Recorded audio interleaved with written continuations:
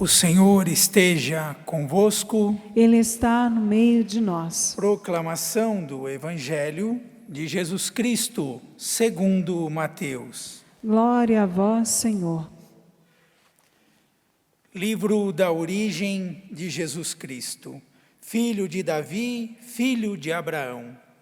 Abraão gerou Isaque, Isaque gerou Jacó, Jacó gerou Judá e seus irmãos. Judá gerou Farés e Zará, cuja mãe era Tamar. Farés gerou Esrom, Esrom gerou Arã, Arã gerou Aminadab, Aminadab gerou Naasson, Naasson gerou Salmão, Salmão gerou Boaz, cuja mãe era Raabe, Boaz gerou Obed, cuja mãe era Rute, Obed gerou Jessé, Jessé gerou o rei Davi, Davi gerou Salomão, daquela que tinha sido a mulher de Urias.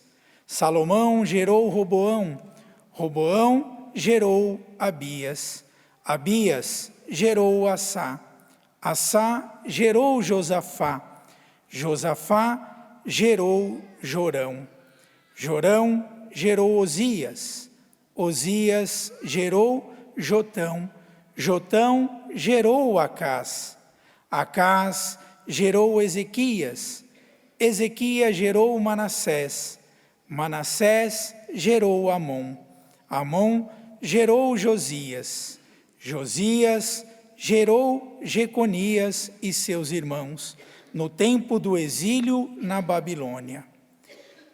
Jeconias gerou Salatiel, Salatiel gerou Zorobabel, Zorobabel gerou Abiúde, Abiúde gerou Eliaquim, Eliaquim gerou Azor, Azor gerou Sadoc, Sadoc gerou Aquim, Aquim gerou Eliúde, Eliúde gerou Eleazar, Eleazar gerou Matã, Matã gerou Jacó, Jacó gerou José, o esposo de Maria, da qual nasceu Jesus, que é chamado o Cristo. Assim, as gerações, desde Abraão até Davi, são 14. De Davi até o exílio na Babilônia, 14.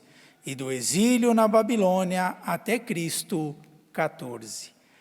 Palavra da salvação. Glória a vós, Senhor.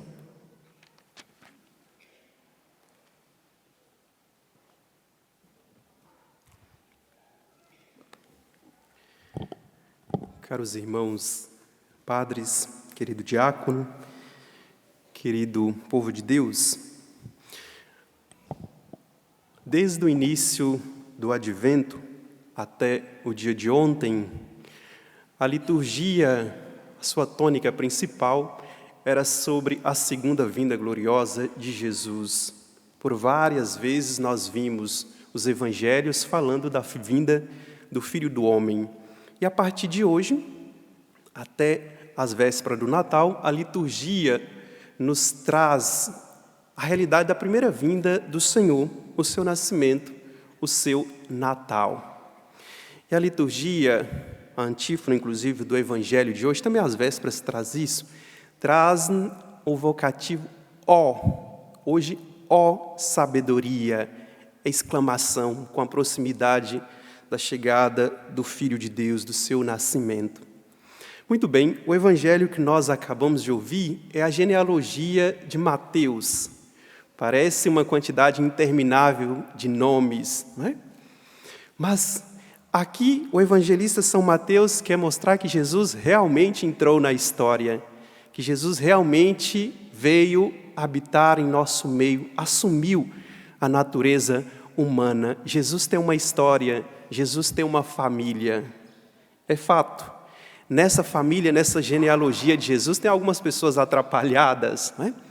Bento XVI, naquela trilogia que ele escreveu, Jesus de Nazaré, ele escreveu numa ordem inversa, cronologicamente. O primeiro ele escreveu no final, e o último ele escreveu primeiro. Mas o último a escrever foi sobre a infância de Jesus.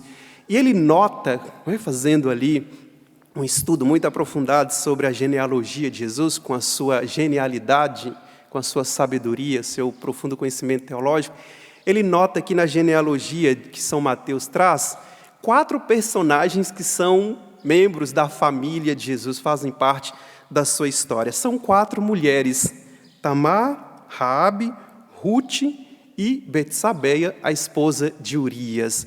Essas 4 figuras são muito controversas, não é? Uma, que é a primeira, Tamar, ficou com seu sogro Judá. Casou primeiro com alguns filhos de Judá, não tendo filho, casou-se, ficou com o próprio sogro Judá. Raabe, uma prostituta. Ruth, uma pagã. E por fim, essa 4ª mulher, Betsabeia, aquela que é a mãe do grande rei Salomão, não é? Adulterou-se com Davi, ela é esposa de Urias.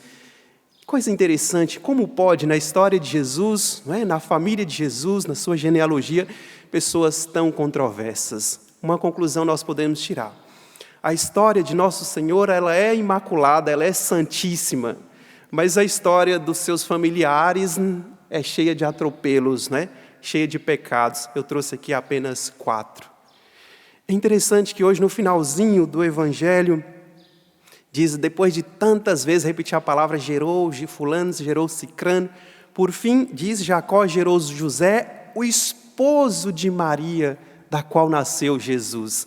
A Virgem Maria, nós podemos dizer, a última na linhagem aí, óbvio, São José quem dá a Jesus a descendência de Davi, ele era o descendente legal. A Nossa Senhora, a Virgem Maria, é aquela que cura, é aquela que põe fim, digamos assim, essa geração toda cheia de pecado, toda cheia de atropelos, como eu disse aqui. Claro, grande São José, não é um homem santo também, mas a Virgem Maria é aquela que nasce imaculada. Veja, meus queridos irmãos, irmãs, Santo Irineu, ele dizia o seguinte: o Filho de Deus se fez filho do homem para acostumar o homem a receber Deus. Vou repetir. O Filho de Deus se fez filho do homem para acostumar o homem a receber Deus. Jesus entrou realmente na nossa história. Ele quis nos trazer Deus, Ele próprio sendo Deus, né? Que coisa extraordinária.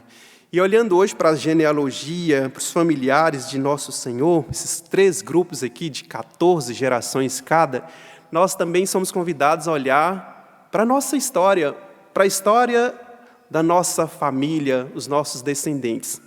Com toda certeza, na sua família, a exemplo da minha, tem muita gente atrapalhada. Tem ou não tem? Sim ou não? Não estou acusando, mas é real. Tem gente de todo tipo, né? Tem gente que não reza, tem gente pagão, tem gente ateu. Quantos, infelizmente, entram para a faculdade, para a universidade e se tornam ateus? Mas são os nossos familiares, são os nossos descendentes, fazem parte da nossa genealogia. Mas é aí que está a palavra de esperança.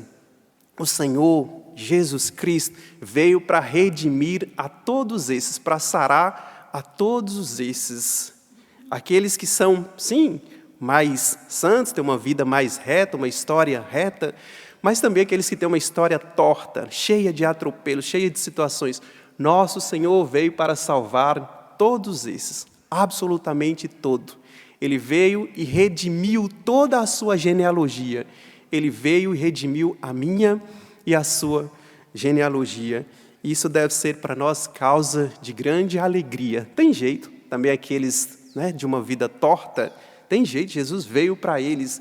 E nesse Natal, não é, deve reacender a nossa esperança, a nossa alegria, que também esses, não é, podem ter as suas vidas endireitadas. Dependem deles. Deus respeita a liberdade humana, não é?